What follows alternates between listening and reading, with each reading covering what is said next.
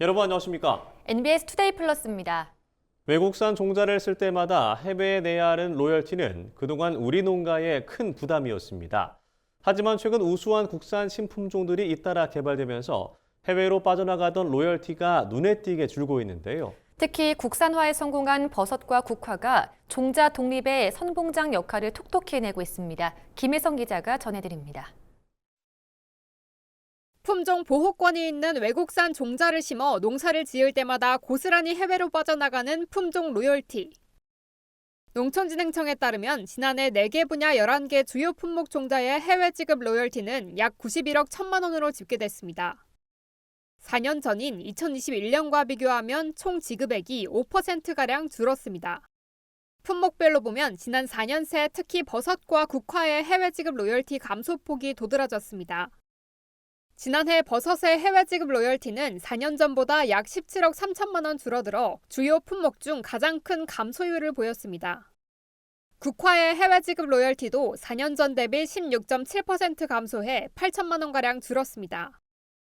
4년 새 외래 품종에서 국산 품종으로 전환하거나 국산 품종을 육성하기 시작한 버섯과 국화 재배 농가가 늘었다는 뜻입니다. 실제로 지난해 국산 버섯 품종 보급률은 64.3%로 2010년 대비 2배 가까이 뛰었고 2010년 15%였던 국산 국화 품종 보급률 역시 지난해 34.4%로 2배 넘게 증가했습니다. 버섯 품종 중 자급률 상승에 톡톡히 이바지한 대표 품종은 느타리버섯 설원과 팽이버섯 아람입니다. 설원은 농진청이 국내 백령 느타리와 아위 느타리를 종간 교잡해 개발한 최초의 품종으로 기존 느타리 대비 가시 약 3배에서 4배 크고 식감이 고기처럼 쫄깃해 출범과 동시에 단숨에 이색버섯으로 주목받았습니다. 설원의 100g당 판매가는 기존 큰 느타리 대비 2배 수준인데다 대량 재배도 쉬워 농가에서도 재배 수요가 늘고 있습니다. 소비자들 사이에서도 반응이 좋습니다. 지난해 월 판매량은 약 84톤으로 전년 대비 40% 가까이 뛰었습니다. 또 다른 효자 품목인 팽이버섯 아람. 아람은 일본 품종이 다수를 차지하는 국내 팽이버섯 시장에 지난 2018년 도전장을 내민 토종 품종입니다. 개발에만 10여 년이 걸렸습니다. 황금빛을 띠는 독특한 색과 은은한 향, 단단한 육질 3박자를 갖춘 신품종에 등장해 요식업에서 금세 수요가 늘었습니다.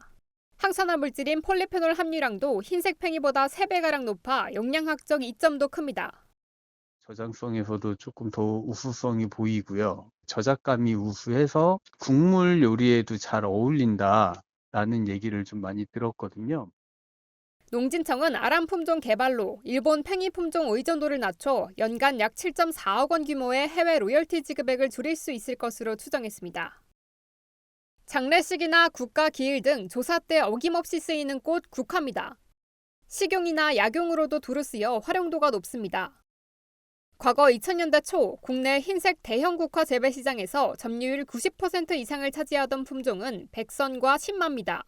그런데 이 두 품종 모두 일본 품종입니다.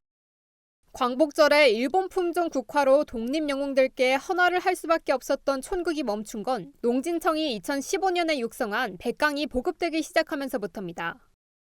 혜성처럼 등장한 백강은 지난해 국내 흰색 대형 국화 시장에서 점유율 24%를 기록했는데 보급이 본격화하기 시작한 2019년 점유율인 0.2% 대비 약 120배 뛰며 시장에 성공적으로 안착했습니다. 반면 같은 기간 일본 품종 신마의 점유율은 32.6%에서 2.4%로 한 자릿수대까지 떨어졌습니다. 백강은 꽃잎이 크고 꽃잎수가 많은 게 특징이며 꽃대를 자른 후에도 수명이 일본 품종보다 2배가량 깁니다. 또 국화의 치명적인 병해인 흰녹병 저항성까지 갖춰 시장 점유율을 빠르게 높일 수 있었습니다. 유일하게 우리 국산 품종으로서는 백강이 제일 지금 현재 품종이 제일 낫습니다. 소비자 반응이 좋습니다. 그런가 하면 흰색 대신 코랄 핑크색을 띠는 꽃잎색으로 차별화해 국산 품종 점유율을 높이고 있는 신품종 피치팡팡도 있습니다. 피치팡팡은 절화 시에도 21일이 넘는 긴 수명과 풍부한 꽃잎을 자랑합니다. 이러한 특성 덕분에 거래액은 보급을 시작한 2019년 기준 약 700만 원대에서 지난해 약 1억 원으로 14배 이상 급증했습니다. 농업의 반도체라고 불리는 종자산업. 뛰어난 반도체가 전자산업을 좌우하는 것처럼 우리 농업의 미래를 결정지을 우수한 토종 종자의 개발 필요성이 더욱 중요해지는 시점입니다. MBS 김혜성입니다.